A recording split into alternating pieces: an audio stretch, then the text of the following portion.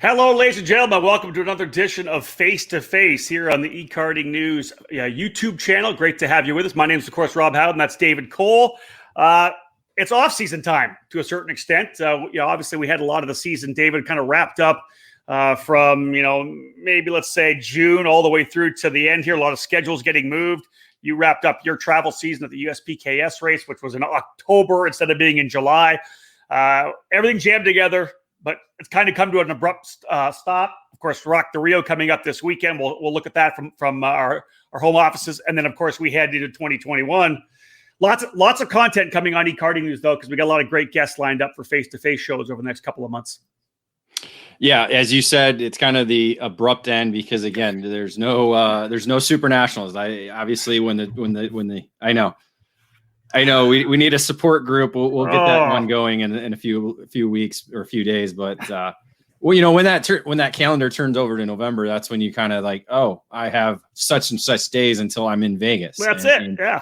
And so we're kind of in that jealous realm of everybody who's in Vegas right now at Rock the Rio because it's the one Vegas event this year. There's not going to be two, just the one, but no Super Nationals. And for you, it's been 23 years of straight of going to Las Vegas, whether it be the rock pile, whether it be Sam Boyd Stadium, the Rio, the Westgate, obviously the four different locations that the event's been there. So it's kind of a shell shock to you probably more than anybody. Yeah, once we get into the middle of November, I don't know what I'm going to do. It's going to be really weird because obviously I launched my first magazine back in 1998 there rather, when I launched Shifter Card Illustrated magazine. So we always had a party. Always, the big anniversary dinner every year in Las Vegas. It's going to be really, really weird not to have the Super Nats this year, but I think we're all crossing our fingers we can get back there again in 2021.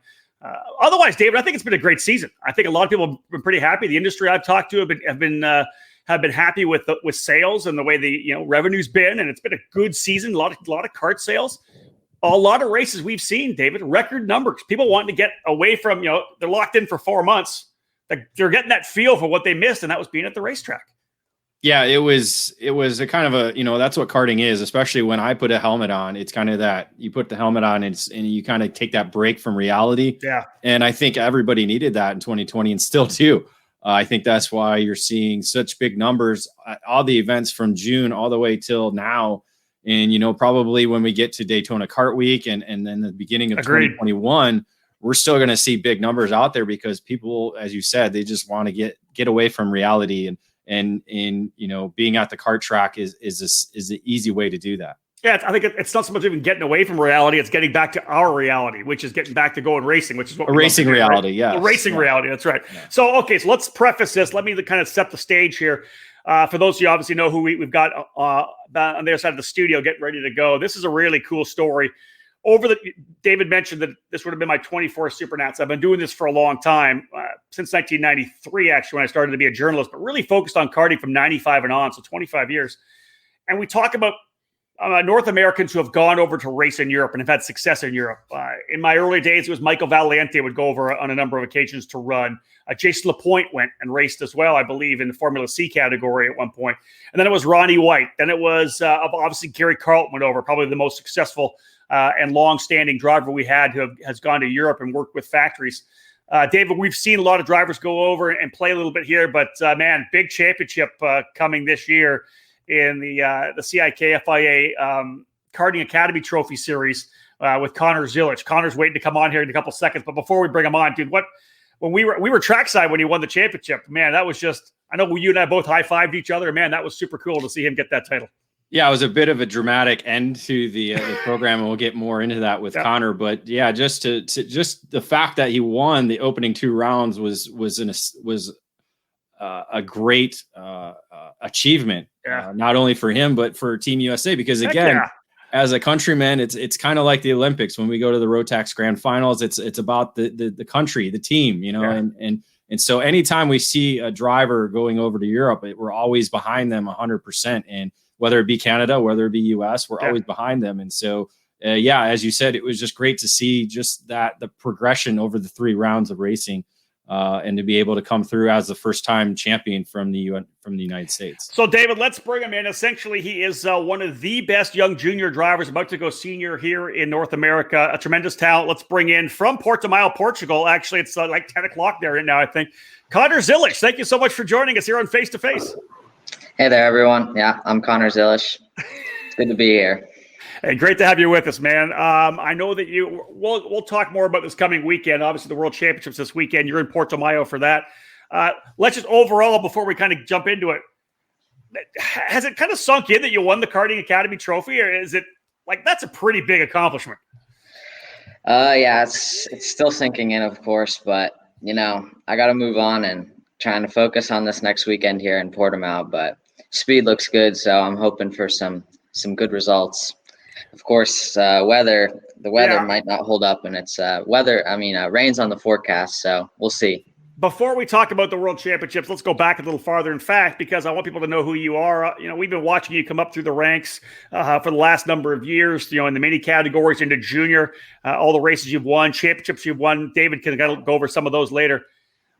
I want to talk about the origin story, and I do this all the time in my Road to Indy stuff. I don't care who I talk to. How did you get into the sport? What was it? How old were you when you first saw a kart? Did you beg your dad for it? How did you get into karting? So basically, my dad would go to the VIR, and he was a driver instructor on the weekends. So he would leave me and my two brothers at home. I was 4 years old, 7 years old, and 10, I think we were. Yep. So it was a handful for just my mom. So basically, my mom started arguing with my dad, and then my dad bought go-karts for us so that we could follow with him to the track. And we all started racing, and ever since then, it's just been a lifelong passion. You've been into it. Where did you first start racing? Was there a club you started at, or? Yeah, I started racing at CMP with Jam Motorsports, I think it was at the time. Right. On a Burrell. That's awesome. That's cool, bud. All right, so that fast forward to where you are, you've won a bunch of championships. David, actually talk a little bit about what Connor's done, of course, this year as well in the Florida Winter Tour. Man, it's a pretty stacked resume. Well, I think you got to go back to 2017, Great. Rock Cup Super Final, Mini Rock winner, and then winning the Super Nationals just, a couple of weeks after that as well. That was a big year. And so then progressed into the junior ranks, and then 2019 finished 5th place in the junior rock category at the Rock Cup Super Final, and was the 2019 SCUSA Pro Tour K100 junior champion. But you've also had a number of wins in USPKS competition, WKA, both in cadet and junior ranks. Kind of talk about maybe some of the, other than those, like what were kind of other victories or championships that you kind of stand out for you?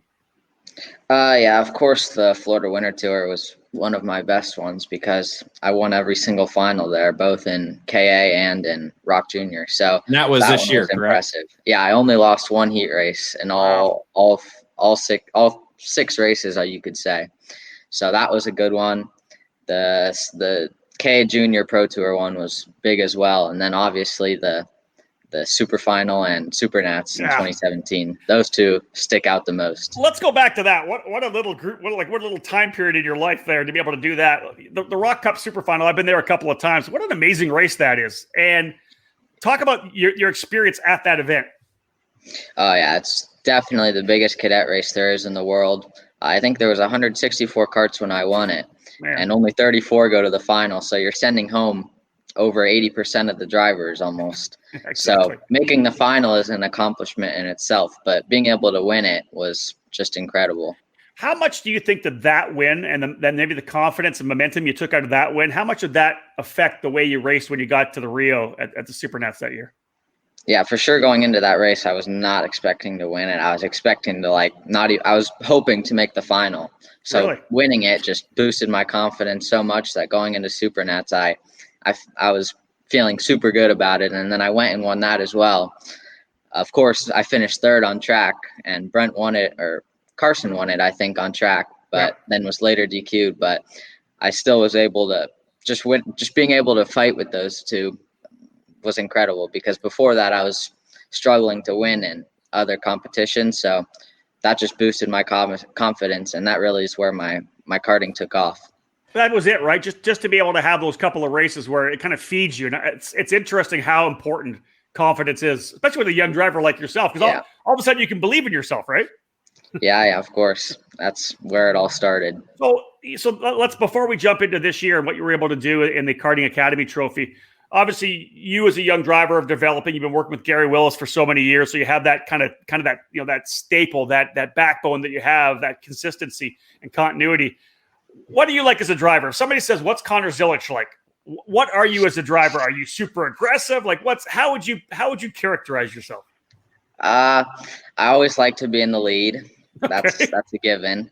I like being able to control the race. I'm smart but aggressive, and I'm consistent. That's one of my big things. Consistency. Those are some pretty solid attributes to be able to have as a race car driver for sure. Yeah. All right, so let's jump to the start of the season, and you think about racing in this Karting Academy Trophy program. Going into it, what kind of expectations did you have for yourself? We pause our face-to-face broadcast for this quick commercial break. Stay tuned for more here on the EKN Radio Network.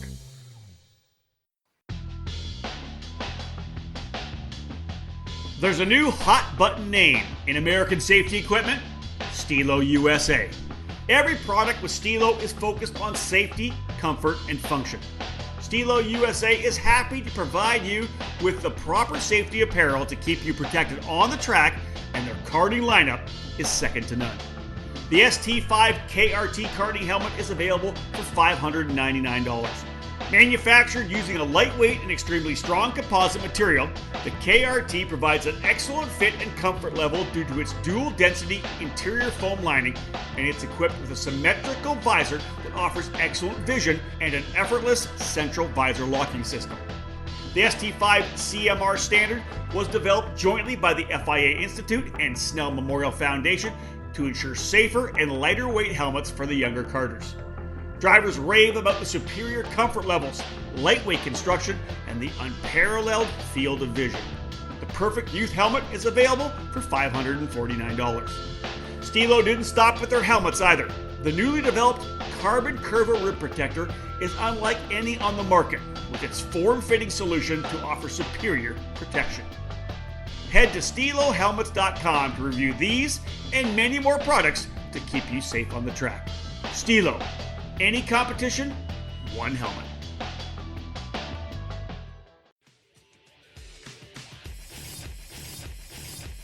Top-level production with a focus on a single form of motorsports, karting. This is MG Tires. MG Tires USA, underneath the Vantage Karting Group banner, is the official distributor of the MG Tires brand for the United States. MG Tires are the official spec tire in the United States Pro Kart Series, Route 66 Sprint Series, Sunshine State Karting Challenge, and countless clubs across the country. No matter your compound preference, MG Tires USA has you covered. The 2020 season brings a new homologation period, featuring new names for the same superior products. Whether it's the medium SH Red, the soft SM Yellow, the super soft green SS, or the intermediate white IZ, MG Tires USA has your winning set of rubber in stock. Indoor and outdoor rental facilities can now trust MG Tires with their solution for long-lasting and the best performance, with 3 different compounds available through the RL line. For more info about MG Tires USA and its extensive list of dealers near you, check out their website at mgtiresusa.com.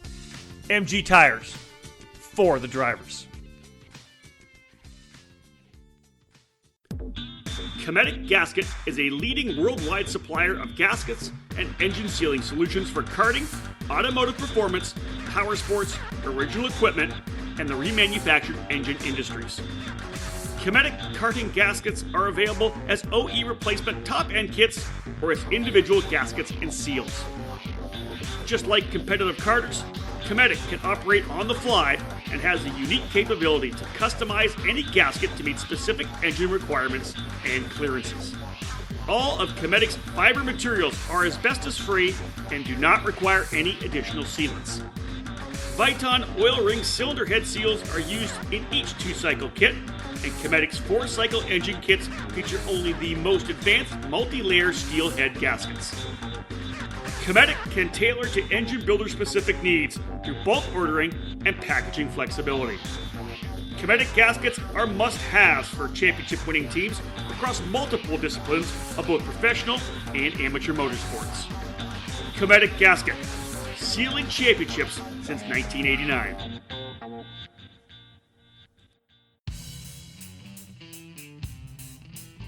Acceleration Kart Racing is your first and only stop on the internet for karts, parts, and safety gear to get you on the track. ShopAKRA.com offers a great selection of karting equipment on a user-friendly website. Acceleration Kart Racing has aligned itself with many of the top manufacturers and distributors in the sport to ensure that all the latest equipment is available to you, the consumer. With customer support available 6 days a week, you can be confident about getting the right parts at the right price. Be sure to visit shopakr.com today or stop by their headquarters in Las Vegas. Also, follow them on Facebook, Twitter, and Instagram for the latest specials, clearance items, and new products.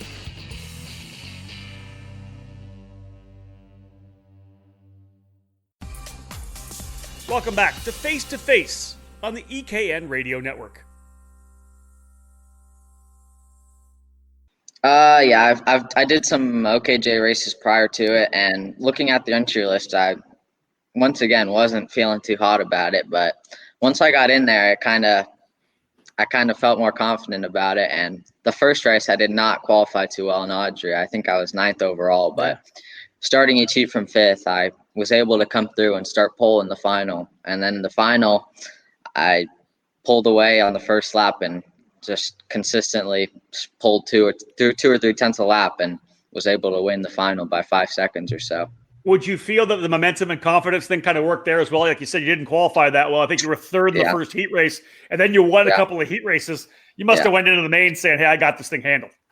Yeah, that's exactly what I was feeling going into it. I knew I had a good shot at it, and I knew I had the speed to do it. I just had to put it together, and I got a good engine for the final, and Everson just pulled away, and it was a good race. All right, so fast forward now to Belgium at Genk for round number 2. You didn't qualify that well again. What was going on there? But then you were good in the heats again, though. Yeah, that was even worse. I qualified. I think I started each heat from 11th or so, and it was like mixed conditions. We had 3 practice sessions. They were all in the wet, and then we went into qualifying, and it was dry. Oh, okay. And that tripped me up a bit, and then we switched engines for the first heat race, and I think I finished 4th or somewhere around there, and I knew then I was fast enough to win. So consistent finishes in the heat race, and I started off 2nd and got to the lead early and kept it. Now you talked about how you guys changed engines. I know one thing that when we talked with Luca Mars last year during the program, we did the blog with them. It's an engine raffle. It's not, you don't bring your own engine. It's they bring the engine, they bring the cart. So you have your cart, but they swap engines. How often did they swap engines for you during the 3 rounds of racing that you guys did? Yeah, so they support the engines and the go-karts. And so you get an engine through qualifying, and all the practices, you have the same engine. And then after each heat race, they switch the top 10, and they just mix it all up, and you get a random engine. And basically, after each heat race and right before the final, they switch all the engines. So you can't really complain because it's not like you're stuck with an engine the whole weekend. And so basically always, if you have a bad engine, you know someone else is going to get that engine. So you can't complain. So you essentially started all 3 main events with different engines from what you did in the heat races. Yep. Wow. Yeah, that's something that's very interesting. I love about that program because it's essentially like a spec program. You know, everybody's on the same chassis, everybody's on the same engine. It's not like you're going to different engine builders like you see here. Like, oh, my engine sucks, I'm going to go to this engine builder, this or that. It's, hey, this is the factory built engine that you're dealing with. It's. I just love that kind of concept. Do you like that concept, or would you like to do more of that type of racing, or do you like the kind of the open engine style format? Yeah, I've always liked the raffle engines, like back when the Rotax, and we did that, and NJMP, I think it was, when everyone had the same engine, and you couldn't really complain about it because you basically didn't bring your own engine. So that's it. Yep. I've always liked those kinds of races because it just shows you who the better driver is. So I asked you what your mindset was going into the first round at Adria. What was your mindset going into the finale? Obviously, you have a pretty good point lead. You got that confidence. You know that you can handle these guys. You're trying to go for a championship. Did you start to feel the pressure throughout that weekend? Yeah, and Lonato, going into the weekend, the championship was already locked. So I was basically just going there to have a good time, and I think I did that. But watching the final from the mechanic stand wasn't that fun. No, what happened? What happened there? I started off second, which at Lonato, it's always a big disadvantage because you go through the last corner and you're cranking the wheel through the whole last corner. Yeah. And the inside row is just going around the outside and carrying so much more speed. So you're basically destined to have a bad start from the outside row. So I think I fell back to fourth or something. And going into the third corner, it's a 90 right. And I was going into the corner and some kid went up my inside, went over the curb and bounced me off, and I hit someone else, and my steering shaft was completely bent, so I had to pull in. But I still won the championship. I was going to say, I think we all know about racing luck. I'm glad that it happened in the last race and not in the first race, right? Yeah, I think if it happened in the first race, my confidence wouldn't have been too high. So it's always good to happen in the last race. One of the things about the Academy Trophy too is the fact that they bring in a lot of different drivers from a lot of different countries. You were the only one for the United States this year. I don't think we had anyone from Canada there. Alex Powell, I think, was from Jamaica, so I think he was maybe one of the only drivers that you might have known or raced against before. What's kind of like the camaraderie around the drivers, because you're all going to the different events kind of together. And so it's kind of like its own little separate group from what are the other programs that are going on. Yeah, it's very cool. They pick drivers, one driver from I think 50 countries or so, but only 30 were able to make it due to COVID. So some of the competition wasn't there, but it's just a very good experience because the prices aren't too high. So it's not like a super expensive race to do, but I think anyone can do it almost at the price standpoint that it's at. It's just you have to pay for travel. But I think for the 3 races, you pay not much, but it's a very good experience. And all the drivers are able to go around and do that race. And being able to travel with them and make relationships with people from all around the world is just such a good experience. You know, Connor, speaking of experience, you raced up also while you were there in the European Championships. Can you talk a little bit about how maybe, you know, the experience you had in the Karting Academy Trophy Series, how did that help you when you were running in the European Championship events? So the only thing that was different from European Championship to Academy is the carburetor. In the Academy, it's a Bull carburetor, so that's the only thing that changes for me. So, of course, that gave me a big advantage to all the other kids that might not have raced the OKJ before. And basically at the front, it was all the European kids that I raced against in all the European Championship and WSK races. Yep. So being able to have that kind of experience always helps. All right, let's talk about this weekend now. Let's talk about the big one. You're going to be running in the World Championships this weekend in Portimao. You raced this past weekend as well, kind of a warm-up race, the Champions of the Future Series. Talk about how the warm-up race went. Did it give you the confidence moving to this weekend? But then, like you said, there's rain coming, so it's going to be really different. But how did this past weekend go? I tested, I think, 5 days prior to the Champions of the Future race this past weekend, and testing, I was always the fastest. And I felt super good going into the Champions of the Future weekend. And Thursday practice, I was super quick once again. And then I go into qualifying on Friday, and I dropped 7/10 out of nowhere. And we came to the conclusion because after that, we did the 4 heat races on those same tires. And I was still not that fast, but I was able to make my way through because of racecraft. And in the 5th heat, we put new tires on. And I came from 21st and finished 3rd in that heat race. Okay. So we came to the conclusion that it was the tires. All and right. I got a bad set of tires, which some people had been complaining about 2 weeks prior during testing. They would put new tires on, and then they'd have used tires, and they'd put new tires on, and they'd do the same time or maybe 1/10 slower. So there's some bad sets of tires out there. All right. So let's look forward to this coming weekend. You've had time on the racetrack. You obviously have a lot of confidence going in, but before the show, we talked about it. You mentioned it a bit at the start as well.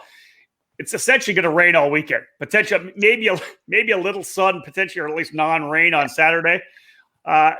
Is that the kind of thing that scares you, or are you like, yeah, bring the rain on, I'll be happy to go racing in the rain? Yeah, I think I'm good at racing in the rain. It changes from track to track, but I'm feeling good about it. So all right. I don't think anyone has been testing in the rain here, so it's not going to be like someone has an unfair advantage. So going into it, I think I'm feeling pretty good about it. We pause our face-to-face broadcast for this quick commercial break. Stay tuned for more here on the EKN Radio Network.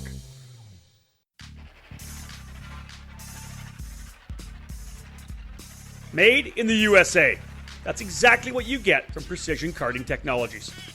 Based in Detroit, Michigan, PKT brings over 35 years of manufacturing experience to the sport of karting.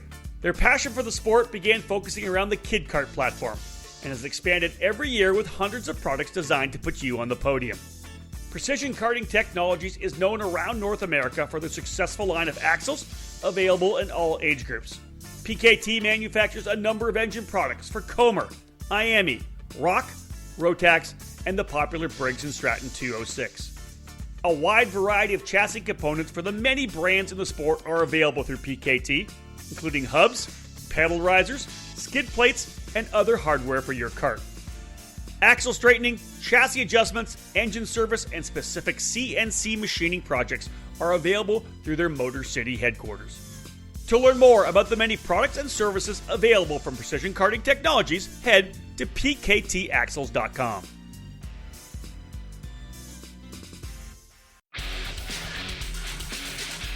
From coast to coast, IAME has become the two-cycle engine of choice for American karting.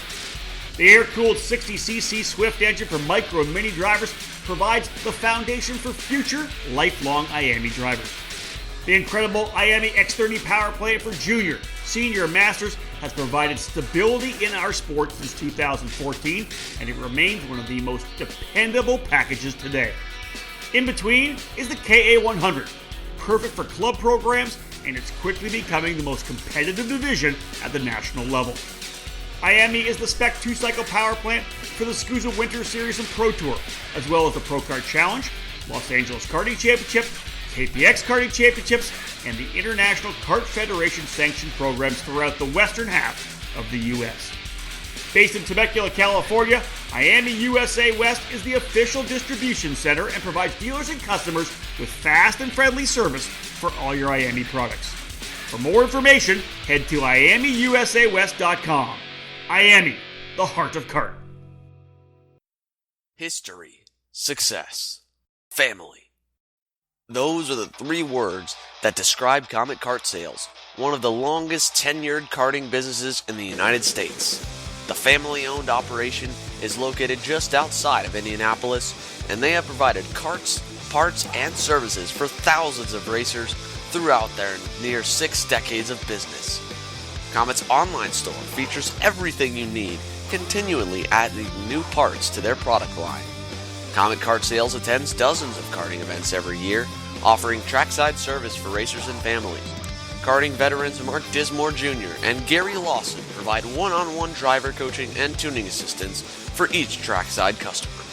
The engine building business, Comet Racing Engines, has won countless major events and championships over decades of karting, and they continue to offer the best trackside service in the industry. Make sure you head to CometKartSales.com or call them at 317-462-3413 to be a part of the Comet Kart Sales family today.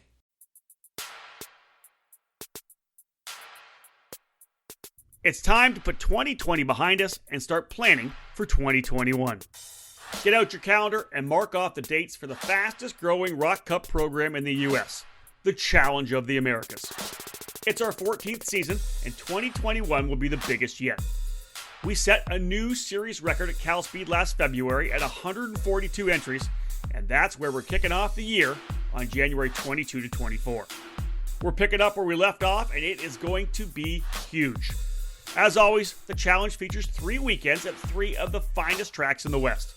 And for 2021, that's Cal Speed Karting in Fontana, the Phoenix Kart Racing Association in Glendale, and Sonoma in NorCal Wine Country. Our classes include Micro, Mini, Junior, Senior, and Masters Rock, our multi-manufacturer 100cc junior, senior, and masters level, and our well-supported Rock Shifter and Rock Shifter Masters program.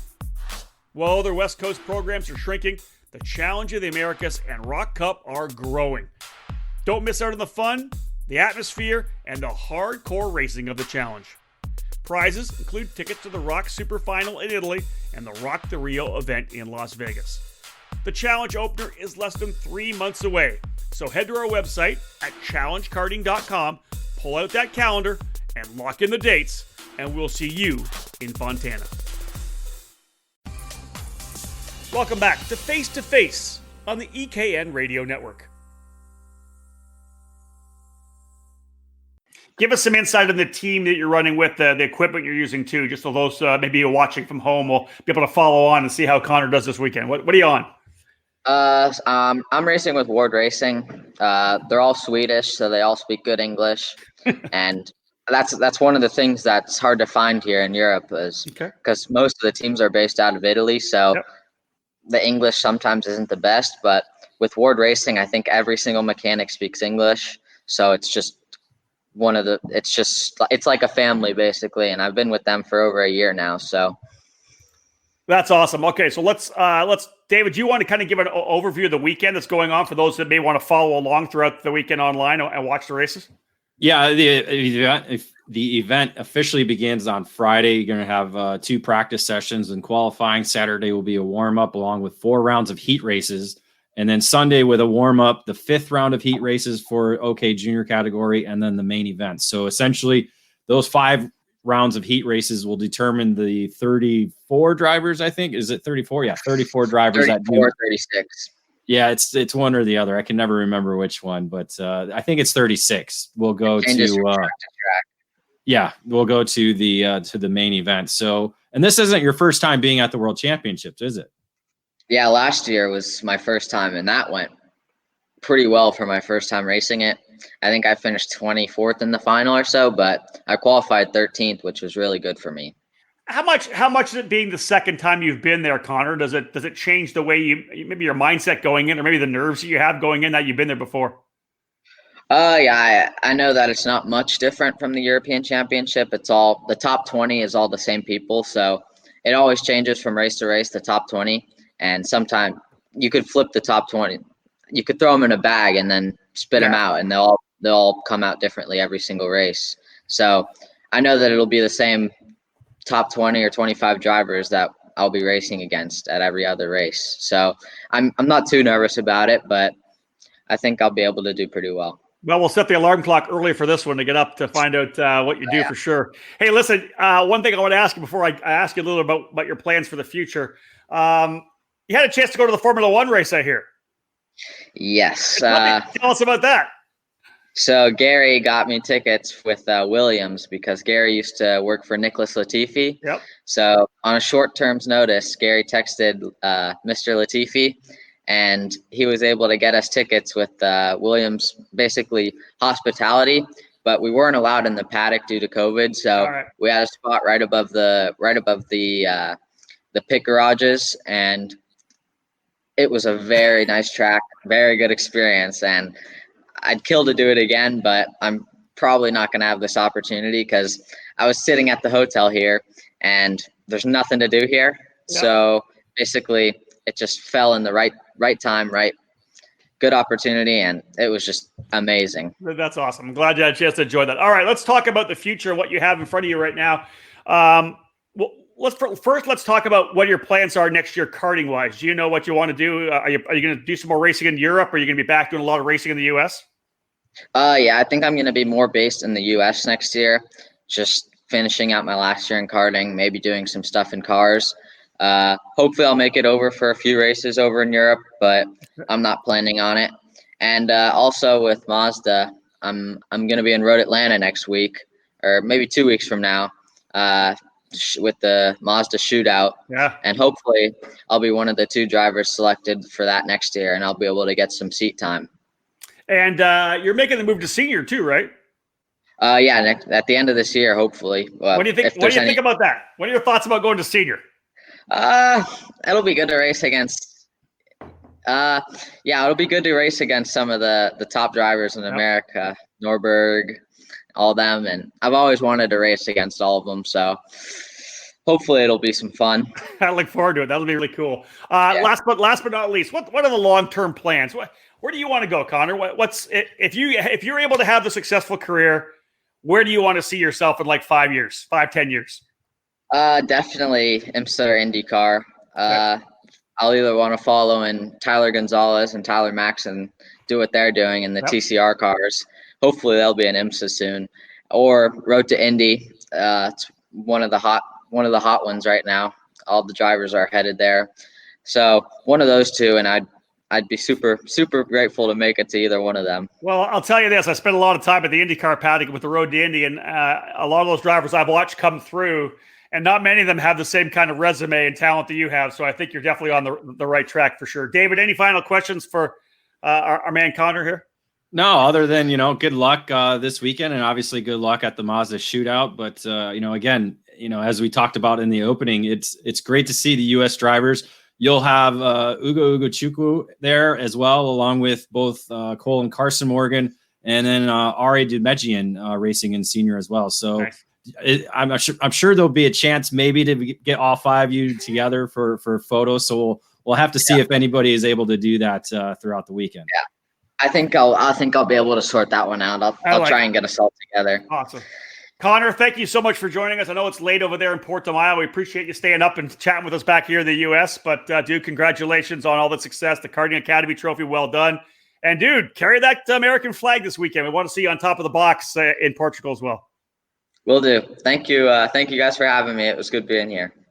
Connor Zilisch, folks, again, the 2020 FIA Karting Academy Trophy champion, David. That was fantastic. Hey, he's got more opportunities to add maybe another little feather in the cap this weekend as well.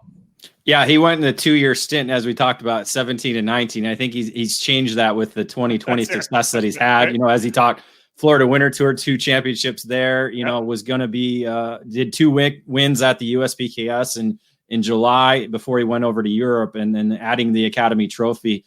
Certainly a world championship victory or podium is going to be a great way to kind of put a pin on the 2020 season. And you do that and you wrap up his junior season as well. We saw Luca Mars come into senior this year, David, and be, a force from right out of the get-go as a rookie senior. And I think Connor is going to be one of those guys. He likes to lead. He said, I want to see him out leading in front of Norberg and George Sakrak and Myers and all the big dogs as well. And they're very similar builds too, because they've grown inches over the last year. Connor was a little bit shorter, just kind of like what Luca used to be, and now they're both almost 6 foot tall. Luca's almost as tall as his dad now. I'm like, what is happening? Yeah. So it'll be cool to see that. Awesome. Guys, thank you so much for tuning into the broadcast here on our EKN YouTube channel. Do us a big favor. If you can press the like button, press the thumbs up button on this show. It obviously gives us a better rating in YouTube. Make sure to subscribe, click the bell button so that are notified when we go live next time. Lots more stuff coming. I've got, I think, 2 or 3 more shows next week as well here on EKN. So we want to make sure you tune in. David, anything to wrap up the show? No, just excited to watch what Connor and the rest of the Team USA are going to be able to do this weekend in Portugal. Yeah, no doubt about it, folks. Thank you so much for tuning in to EKN Face to Face. He's David Cole. I'm Rob Howden. Book it.